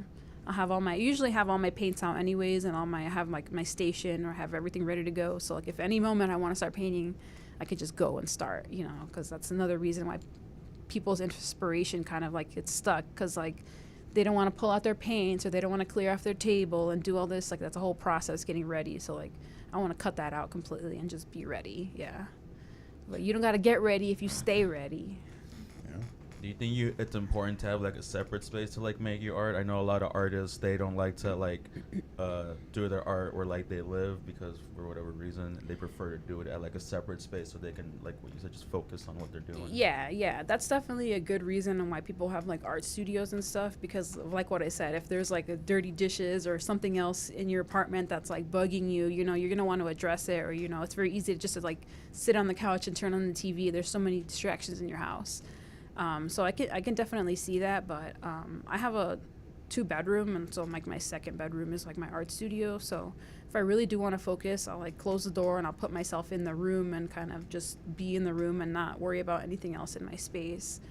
But yeah, so having that separate space really, really helps. But I mean, every now and then I'll be on my couch and I'll have my easel set up here and I'm like, you know, just lazy and still, you know, painting or something. But I try not to do that, but, you know, sometimes you got to do what you got to do, you know. Now, you've done so many different types of mediums: spray paint, acrylic, fashion, cakes, a little bit of everything. What is a medium that you've never done before that you'd like to try? I mean, there's a lot of stuff that I'm interested in. I guess just more stuff that would help me with stuff that I already have going on. Like I've been wanting to try that like VR mural thing, you know, where like you put the goggles on and you have your image and you're seeing it in your goggles and you can like paint the wall and then it's on the wall. So like that's something I wanted to try, and that would be cool, like VR stuff. I really like crocheting and knitting and stuff. I don't know if I would want to do it myself, but I think it's freaking cool as hell, you know, that you can just create something with like a stick and and string, you know. That's really cool. I wish I had the patience and maybe like the dexterity for that too, but no, not so much. So I'll hire someone else to do that. And also music, you know, I love music. I was in choir, I was in band, you know, in high school and stuff, but I don't know, it just didn't stick. I don't want to say I wasn't good at it, but I just didn't stick to it like other musicians did. I can't like create a original piece of music or anything like that. So, I mean, I wish I could do that, but again, that's just something that you just have to put time into that I'm just like not willing to put time into, you know. I have other stuff. Sure. Now, if money was not an option and you were able to make any kind of art that you can imagine, what is your dream piece like? What would you like to make? I would like to make like a parade float or something. That would be cool. Or like one of the ones that people like carry, you know, with like sticks, like a giant puppet, pretty much. I would like to make a giant puppet that people would like carry around at a parade or something like that. When I was in Mexico 2 years ago, it was for Dia de los Muertos, so I was there in Mexico City for that parade. It was amazing, and they pretty much made like giant sculptures just like what I want to make too, where people have like different like alebrijes, you know, like colorful animals, like paper mache stuff, and yeah, having like freaking 10 people on a piece, you know, making it move around, interact with the people, you know, like that would be really, really cool. I would love to do that. Yeah. I know a couple people. Let's chat after this show. Cool. Yeah. We No. can make that Awesome. happen. Hell yeah. Now, overall, what is the overall message that you really want people to get from your art, from whatever medium it is? What's the feeling? What's the message you really want people to walk away with? Just to not give up, I guess. Like I like to think that my art gives people hope. Like I said before, just to show people that, yeah, there's a skull and something that might be scary, but there's flowers growing from it. There's pretty things growing from it. There's green life growing from it. So, like, even if you've had loss or, you just are struggling with something, with depression or whatever it is, like, that stuff's going to pass and good things will come. And you just have to wait, and everything's temporary. Everything changes, so like even good things, even if you're doing good right now and you're doing great, you can cherish those moments because it's not going to last forever. Like it's the same way, negative and positive. It's not going to always stay the same. So yeah, that's the message that I want my art to send. And that's the message that hopefully it does send, is like life continues and it's a circle. So it's not always going to be the same. And, you just have to embrace the change. I like that. Now, you were saying before, through art, you have a lot of ups and downs. Maybe I was hoping you can share a little bit about your ups and downs. Maybe what was one of the lower points in your art career compared to what was maybe your highest accomplishment and something you were very proud of? Yeah. Man, I know exactly what like my lowest point was for sure. I was vending, or I'm trying to vend at this event. It was like a street festival, and one of my friends that was bringing the table was like, I can't make it.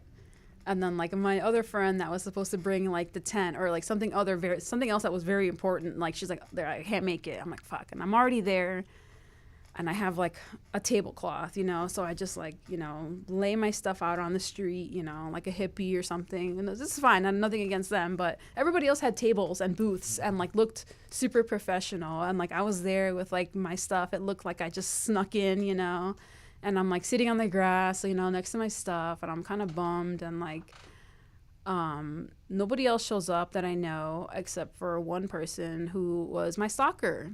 And he sat next to me, and there was nobody else there to like help me or like talk to me or pull me away. And like I had my art, so I can't just walk away, And then he also stepped in dog shit, so he smelled so bad, and like it was so nasty. He didn't even notice that until I was like, "What's on your shoe?" Like it was like, oh man, it was bad. And like it's weird in those situations too. Like as a girl, how they're gonna react if you tell them like, can you go away, or like you're making me uncomfortable or something like that. And like you don't really know how people are gonna react. So I kind of just had to like put up with it and like be nice, because I was by myself. It would be a different story if I was with somebody else, but sure. So that was so shitty. Yeah, I was like, how do you politely literally say buy my art and leave? I know. I mean, I think I just packed up anyways, and I was like, oh, like it's not really working out, so I'm gonna leave. And I probably did leave early too, like. So that was a freaking huge bummer. And like, yeah, I hated that. It was horrible. That's why I hate vending outside too. It's like so many, the wind and like it could rain or it's sunny. It's like, it could all bother you. Yeah. So that sucked. It was horrible. That was my worst vending like art experience for sure. My best one, there's been a lot. It's hard to pick. So I'm glad that like the worst one, I was like, I know exactly. But the best ones, it's like, oh, there's so many. I don't know. But definitely, I want to say Mexico when I was in the Juntas Hacemos Más mural festival, being around like other artists from all over the world, all painting together in freaking sunny, beautiful Mexico, and like freaking just drinking beer and talking and hanging out, and like everyone's like speaking Spanish, and it's so cool. I loved it. Yeah, it was beautiful. I can't wait to go back. Yeah. Great ladies. Now, are there any shows out there that you want to be a part of? Do you have anything on your bucket list that you still have yet to accomplish? Yeah, I mean, I definitely want to do more mural festivals in the States. The first one I did was in Mexico, and they accepted me happily, like right away. But like, yeah, other ones that I've applied to, it's like, oh, try again next year, or try again, whenever, or like, I guess I still need to get more experience and stuff, but Yeah, it's been difficult getting another mural. I guess maybe there's more competition, and I don't know. I don't know what the deal is with it in America. But just getting into other mural festivals here, even in the city. Like, yeah, I don't know. So more mural festivals would be fun, and like more like brand stuff. I want to definitely branch out and get better with my digital art and make some like labels, hopefully for like some beer companies or for like a hot sauce or like coffee or something, a shampoo, whatever. You know, like I want to design some stuff, yeah, for people, for like the streets and like, or like, you know, stores. I want to be able to see like a product of mine that I designed like in a store. That would be cool. I think these are all reasonable and attainable goals, so yeah. Yeah, totally. Now, you mentioned The Simpsons a couple times. I was hoping maybe you could talk about The Simpsons, how they influenced you.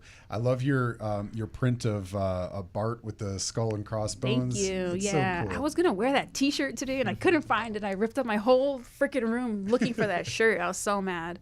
But yeah, I love The Simpsons. I grew up with it. It was definitely like a way to like bond with my brothers and sisters. They're all older than me. They all have different interests. But like whenever The Simpsons were on TV, we're all around the TV. We're all together. We're all watching TV. Yeah. And so we all kind of have a similar like sense of humor because of it too. And like, I don't know. I just found that like people that like The Simpsons, like they're usually cool people and they're usually, you know, I can get along with them. We got similar senses of humor. They get my references, you know. But yeah, it's just always something that makes me happy. It makes me smile, and something that's like, I'm going to love forever. Like, my first tattoo when I was 18 was Homer's stonecutter birthmark, because I was like, what am I going to love for the rest of my life? Because everyone's like, you're going to regret your tattoos when you're young. Don't get them when you're young. You're going to change your mind about what you like. So I was like, okay, well, what am I not going to change my mind about? What am I for sure going to love forever? And I was like, The Simpsons. Yeah. Oh, yeah. Do you have a lot of tattoos, if you don't mind me asking? Not too many. I have like 8. Yeah, they're all kind of like scattered. Yeah. Do you have a favorite one? Yeah, I have one on my leg of like a cat skull. My friend Julian did that. Julian Hernandez is an amazing tattoo artist. Does a lot of like really cool realism and black and gray pieces, skulls, a lot of cool skulls. Yeah. So like, yeah, any artist that does stuff that I do, I'm like, you're cool. I like you. Yeah. Do you have any of your own work tattooed on you? No, not yet. I want to get my pizza skull tattooed on me for sure, but I'm gonna wait till I got some money. Yeah. Now, your pizza work, you're very passionate about your I Chicago love style pizza. pizza. I love pizza. It's one of my favorite foods. I like painting food too, and like food art. At first, it was just like a fun thing to just doodle and draw whenever I was like didn't know what else to draw. I would draw pizza, a little pizza slice with a skull in it or something. But I don't know. I just joked around with people like, oh, every time I draw pizza, I always end up eating pizza that later that day. It's like a, you know, a way to like manifest it or something. So I was like, it's magic. So that's why I would do a lot of pizza stuff. And it was just fun. I like being able to do like the drips of the cheese, you know, you can make it like very like gooey and like textured and have like depth and like, yeah, I don't know. It was just fun way to, it's just something fun to paint, I guess. Yeah. And it brings everyone smiles. Everyone loves pizza. Exactly. And like here. in Chicago, yeah, of course. I have like a really big pizza mural shaped like a heart with like the city skyline in the middle. It's at hanging up in Wolfhound Bar and Kitchen on Elston and California in Belmont. Yeah, Wolfhound. Cool. Go eat there and look at my pizza art. Where's your favorite pizza spot in Chicago? Bob's Pizza. Where's Have you that had at? Bob's? I don't think so. The one I went to was on 21st and Paulina or something, but it's like there's one in Pilsen. It's like 20, kind of like 21st and Cermak or something, but it's like in the neighborhood, like on the small streets on the corner. But the pizza's so good, and like I'm sorry to say, it's not tavern style or another thing. It's New York style pizza, but but it's really really good. I don't know what it is about them, but like. Yeah, it's delicious. They had one with like those like big pieces of like mozzarella and like prosciutto on there, and like man, it was tasty. Really good pizza. I lived a couple blocks away from there, so maybe that's why I would like always stay eating there. But even now, I'm still like, I miss Bob's. I want to go back. I miss you, Bob. Now, what's your go-to pizza? What do you usually get on it? I like getting like sausage, mushroom, onion. Usually like, I don't know, typical Chicago stuff. Supreme. Yeah, Supreme. Yeah. But yeah, sausage, mushroom, green pepper. That's usually. But I would also like getting pineapple pizza.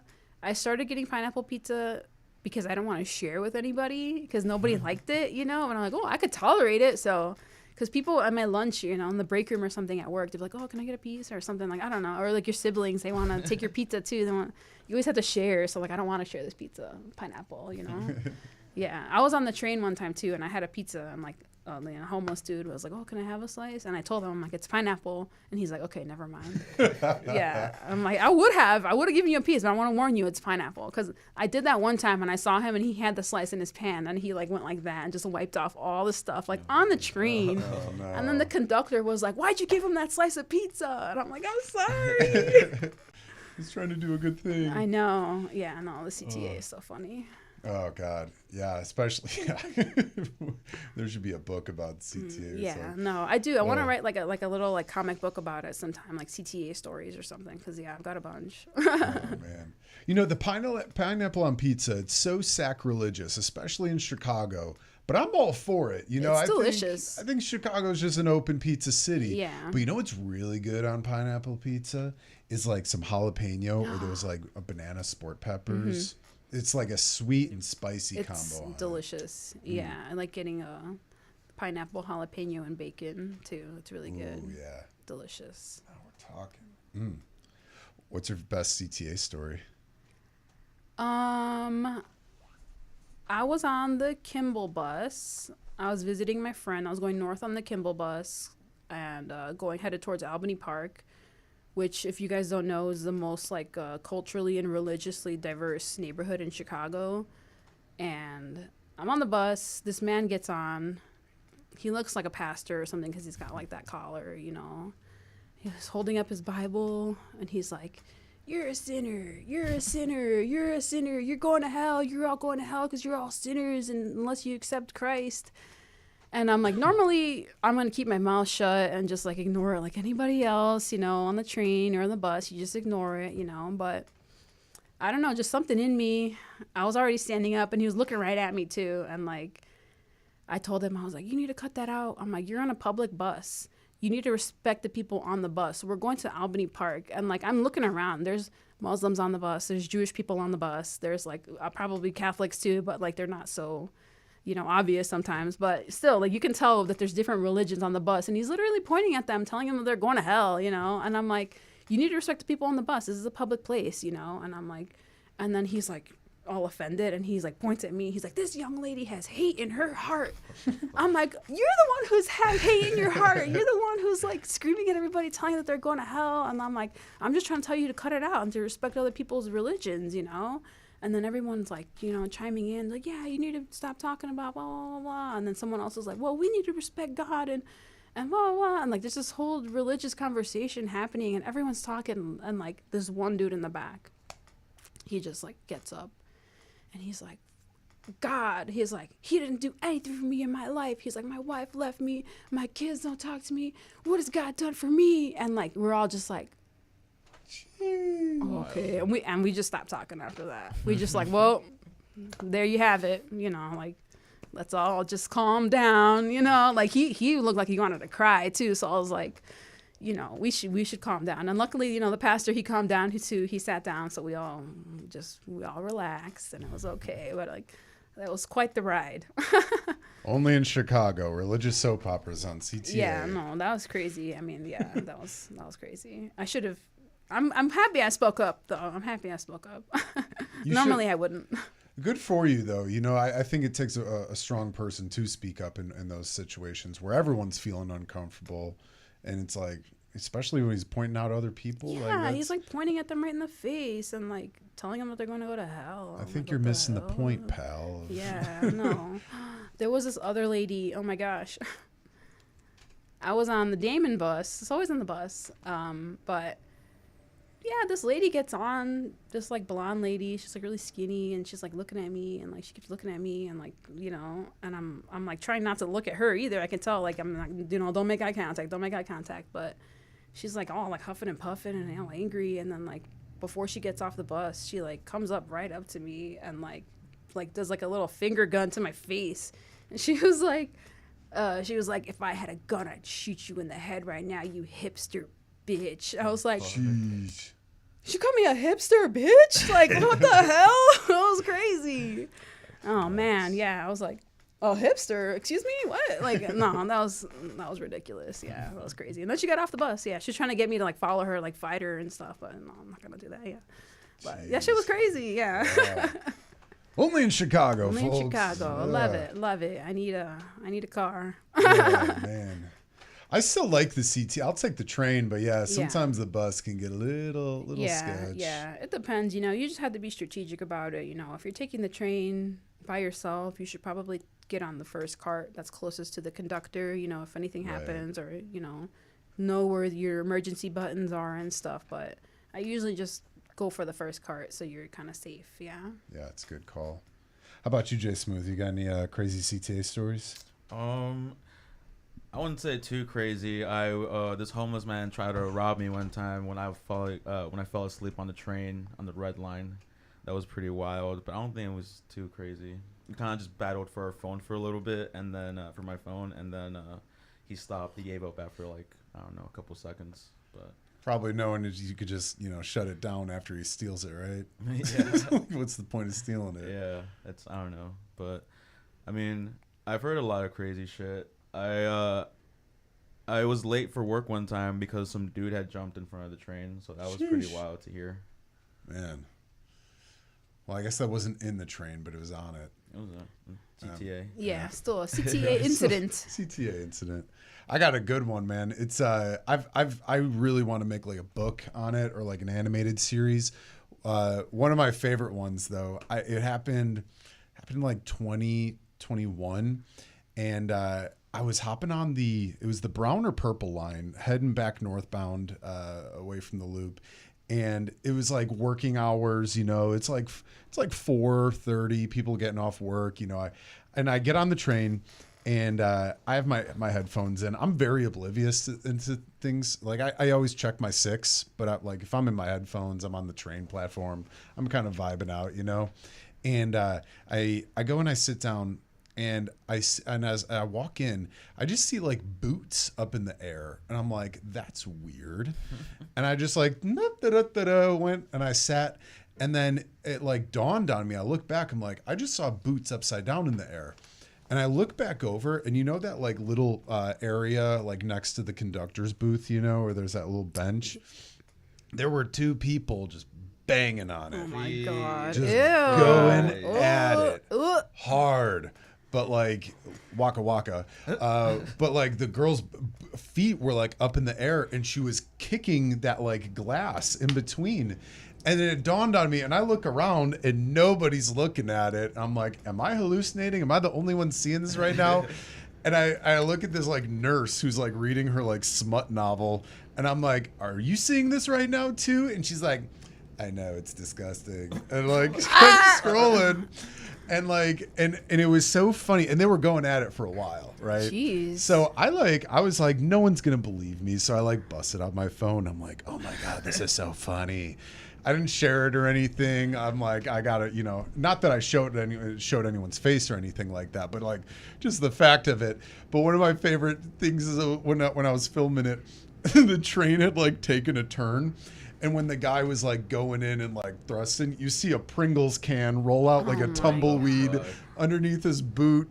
And I lost it. And then some dude comes and sits down like right next to the thing. And he's oblivious too. He didn't realize what was going on until like it's kept kicking again. And he's just like, oh my god! Walked like, out. yeah, let me get out of here. Yeah. Yeah. CTA, a place for love. Only those in little Chicago. nooks too. People are up to no good in those little nooks. Yeah, right. And it's one of the best spots in the train too. If you get on the last car and you're like looking at the back That's true. end of That's a it, good view. It's really cool. It's a nice view. Just don't look down at the floor and on the seat around you, and it's a much better view. Yeah. Yeah, I've had a really good job at like ignoring stuff from taking the CTA so long because there's just so much crazy shit that happens on there. Yeah. Like you just kind of learn to like, all right, that's not happening. I'm just gonna be on my phone for like a minute. Right. Yeah. To That's your male privilege. Sorry to say. I have to stay with my eyes open constantly. If something crazy is going on, I'm like, I have to keep my eyes on it. I can't ignore that for sure, because you never know if something else is gonna happen or escalate. You know. Yeah. Right. You always got to be aware. Always be aware of your surroundings. Yeah. Do you ever do self-defense shit? Like if someone gets up in you? No, I have never been in a physical altercation in my entire life. I'm a very non-violent person. I've managed to escape situations using my words. You know, I've just pretty much told people, I'm like, hey, you don't want to do this. Like, think about what you're doing right now. I don't think you want to. I don't think this is what you want. You know, and like usually that calms them down, no matter what it's happening. You know, it's like, it's okay. You can calm down. You know, like. De-escalate a situation. Exactly. I'm very good at de-escalation for sure. Like I worked customer service plenty of times where I'm like, I know how to calm somebody down. Yeah. You've dealt with enough Karens. Yeah, no, totally. Yeah, I know how to appease them and make them calm down, whether it's a Karen or a crazy person. Yeah. Always de-escalate, especially on the train too. Yeah, and that's got to be hard too. You know, what's your take on that as a woman on the train like that? You know, or even on the bus like the other day. You know, just to speak up on that. Like I said, that took a lot of guts from you to speak up on that. Yeah. And maybe I don't want to say shame on those other people for not speaking up, but like, what is it going to take for someone to speak up and say something? Yeah, that's true. It depends on the situation, really. Like. This man's a pastor. He's telling everybody that we're going to hell. You know, like not a very good pastor. I don't think. Yeah, I know, right? But I don't think he was gonna get violent or anything like that. Like maybe, but like it just didn't. Usually, I have like a gut feeling that like, oh, this person's dangerous. You know, like. But I didn't really get that, and I was like, I don't know. Maybe I was just like short tempered that day, and I was like, I just had it, and I was like, bro, shut up. Read the room, pal. Yeah, seriously. So it just depends. Like, if somebody has their hands in their pockets or something, like you should probably not.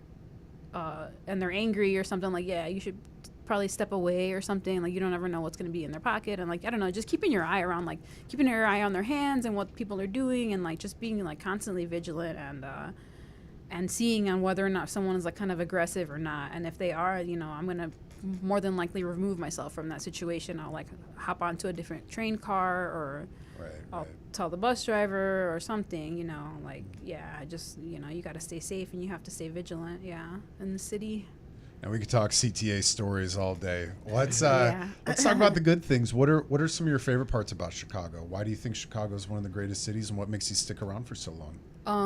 Definitely like the arts and the culture and the people here. It's so diverse. You know, you can get like Japanese food, Mediterranean food, Indian food, Puerto Rican food, Mexican food, you know, whatever, you know, you can Korean barbecue. Like I love eating. I love food. I love trying stuff. I love cooking. I worked in restaurants for, you know, many years. So like the food culture here is amazing. And a lot of my friends do like pop-ups and stuff, like food pop-ups, like Johnny's Table, Logan Oyster Socials. You know, they're two of my friends, you know, starting their own businesses, and they're also very inspiring too, not just like having art friends, but just having like entrepreneur friends, you know, culinary friends, all this stuff. People that you want to surround yourself with people that are following their passions and doing, you know, shit like that, because that's, you know, obviously what you want to do too. So yeah, they're very inspiring. And just like the culture, there's always something to do here. You know, I lived in Denver for like a year and a half, but I moved back because I wanted more variety, man. I was getting bored out there already, like quick. It's beautiful. I love hiking and like all that stuff too. There's a lot of amazing, you know, qualities to it, but you get bored. It's bored. Very granola. Yeah. I wanna be in you know, in a city, and like, you know, there's always stuff going on, and like art shows and lots of opportunities, and like there's just more stuff going on here. I have like a busy brain, and I'm a busy lady, and I like being like, you know, out and about, and, you know, busy, or like doing stuff, and like it's just inspiring to see how active the city is in it, and you know, it makes you want to be a part of it. Do you have a favorite neighborhood in Chicago? Yeah, I mean, I guess I'm going to be biased and say Avondale, because, I mean, that's where I grew up and stuff. But, I mean, currently, right now, it is, like, really popping, you know. It's got Bucket of Blood, you know, Demon Tap, I really like Beer Temple, like that in that corner, Belmont, California, Elston is like on hot. It's super hot right now. I love it. Yeah, and then the Guanajuato's right there too. You get some good tacos, and they have fresh juice like orange carrot juice. I love it. It's so good. Yeah, they have a lot of like the river right there is in Avondale. I love walking like along the river by like Lane Tech. You can like rent a canoe and like go canoeing there. They're doing those like concerts right there on the river. That's right there on Belmont and like Rockwell, so that's Avondale. Yeah, we're doing a lot of art stuff. The alley moved there too. I mean, they've kind of always been there. That was like their like warehouse, you know, before like the storefront and then the warehouse. So they kind of just moved to the warehouse. But yeah, it's like it's awesome, especially for like the alternative cultures. The horror house used to be there too, but they moved a little bit more. I think if it's still Avondale or Logan Square technically, but they're still around. Yeah, so just so many cool things in Avondale. Yeah, shout out Avondale. Shout out Avondale. Yeah. Yeah, that whole area is so fun, especially being up along the river. That there's bike trails out there too. Yeah, oh, I love it. Yeah. If you do like BMX biking too, there's like right there on the river, they have like dirt jumps, like bike jumps there. I used to go there when I was a kid and like go on those jumps. It was so fun. Yeah. So there's a lot of hidden gems in Avondale for sure. Yeah, like naturey, but also like, you know, the Beer Temple, like I said, you know, like nightlife stuff too, and like arts and culture, and lots of neighborhood, very kid friendly. You know, beautiful parks. Yeah, shout out Avondale. You know that area kind of by Lane Tech, like up along the river, that used to be an old theme park back in the day. Yeah, Riverview, right? I think it was called Riverview or Yeah. River Point or something. Yeah. I like learning about that history too. It was really cool. It's cool to see like some before and after shots of it, because Lane Tech is huge. It's such a massive school, but it's wild to think that only takes up maybe like, you know, an eighth of that entire landmass. That used to be a big old amusement park. That was so cool. I kind of wish it was still there, but That'd be epic, wouldn't yeah, it? that would be sick. Yeah. They used to have, even at Lane Tech, they would have like their carnivals. I don't know if they still have that for like, you know, fundraiser for the school. Oh yeah, that's right. Yeah. That was fun, but I don't know if they still do that. I haven't seen it in a while. Huh. Bring it back. Yeah. You a Chicago sports fan at all?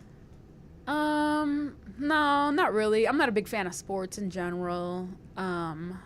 Especially in like the education system, you know, kind of need to divert that funding from the sports and bring it to the arts, you know. So I'm kind of like, but yeah, I mean, I like sports. I can see how it like brings people together and stuff like that. Like, I was working at a Mexican restaurant during like the World Cup, and we had this tiny little TV in the corner, and they had the game on, and then there was like 4 different customers that we had. They were all started off in different tables, and like they're all different ethnicities too. And then by the end of their meals, they were all together at that one little table, like watching the game. And I was like, man, this is beautiful, you know, like that's cool. I like how it brought people together that way. But other than that, I'm not really a fan of like how overpaid they are, and you know, all the other stuff, and you know, the how just I could just go on with why I don't like sports. Anywho, next question. Where am I on this? You know, what do you think is about the Chicago art scene that makes it so special, that people that aren't from here, what's something that they should know about the scene itself and why it cultivates so many great artists? I mean, if you're not from here and you want to like explore the art scene and stuff, I would just say go to different galleries, go to art openings. A good way to like get a bunch in at once is going to those bigger art studios. Like I was saying, like a Bridgeport Art Center, Xiaobi Art Center, Flatiron Arts Building. I'm trying to think of other ones that are like big buildings that have like multiple studios in there, you know, but those are like the big 3 that I like to go to whenever they do have open studio. Especially the Bridgeport Art Center. There's a lot of really cool artists in there, like Rahman Static. He's like a really cool muralist. He's been around for a long time. I admire him very much. And yeah, he has open studios, so you can go and check out his stuff, check out his work, you know, talk to him. And that's pretty much how it is when like there's any art show going on, or any like, especially like open studios, like specifically that, where you can go into the artist's studio space. That's a really cool thing to explore. Same thing, the Flatiron Arts Building. I haven't been there in a long time, but there's some really cool galleries in there, and the really cool like studio spaces that are just like completely covered in like art and beads and like just a bunch of cool wacky stuff. So definitely check out those like larger studios. But a lot of galleries that I like going to are and that I like being a part of and like participate in is like Agitator Gallery, run by this lady named Gretchen. She's really awesome, you know, huge supporter of the arts. Pilsen Art and Community House on like right by the Pink Line. They do a lot of really cool art shows, a lot of like just like meaningful art shows too that like send powerful messages to people. So yeah, I really like Pilsen Art and Community House. Happen Space Gallery is kind of like up north. It's run by this artist named Rodney Duran, and he's like an amazing muralist too. He's got a really cool space up there, and yeah, I want them to do more shows. It's kind of like his studio space, but they've been doing more shows, and like it's really cool. I want them to do more. Yeah, there's always something going on here in the city, that's for sure. Yeah, no, I love it. Yeah. Well, we're getting to just about that time to kind of wrap up here. I was wondering, did you have any last messages that you kind of wanted to send out to the world before we wrap up the show? Yeah, just thank you for watching, and thank you for, you know, being interested in what I have to do. I couldn't do it without, you know, you guys and your support. So thank you. Yeah, I really appreciate it because shit's tough. So any comment, or, you know, when somebody goes to my show or buys something or shares my art, it all really adds up and makes a difference. So thank you. And you are getting a lot of good comments in here too. Squeak Start Zula is giving us a lot of love. My dad just tuned in. He said, "Hey, from Aiden and Freya, my niece and nephew are with. Big fans of your work too." Yay. Yeah, no, we've got a lot of them here. Inferno Art, Inferno Fire said shout out. And we also got some love from DJ Bobby as well. Yay, Bobby. Yeah, Mr. Bobby. Yay. Thank you guys. Well, Natalia, I just want to say I'm incredibly inspired by you. I thought having you on board today and you talking about this all in depth was so enlightening, and you're really doing a powerful thing here with the art. I know I mentioned it 5 times. Art is important for the community. Totally. And you really are doing it. You know, there's a lot of people that are talking the talk and they're not walking the walk, and you're really doing it. And I just want to say, anything you do in the future, please let us know. We'd love to come and help support you. Thank you. And your message is important. Your art is important. The meaning and the feeling that you're giving behind it is important. And we wish you nothing but the best here at Hawk Winds. And keep doing it. You're kicking ass. Thank you're you so totally much. kicking No, ass. I appreciate it. Thank you. We're excited to see where your art goes from here. And it's nothing but up from here, Natalia. Hell Thank yeah, you. no, I feel the same way, and same thing for you guys. So thank you so much for like creating this platform for artists and stuff, because I've already discovered a lot of artists thanks to you guys, just like watching your channel. So it's working. That's awesome. That means a lot to us. Give me some love here. Hell Come yeah, on. thank you. Natalia, thank you very, very much for joining us No, today. anytime. Well, let's wrap it up here, Jay Smooth. Natalia's information is going to be down in the description below. Please check out some of her art. Follow her on the social medias, TikTok, Instagram, Facebook, all that stuff. It's going to be down in the description below. If you like the video tonight, please hit like, hit subscribe, hit share.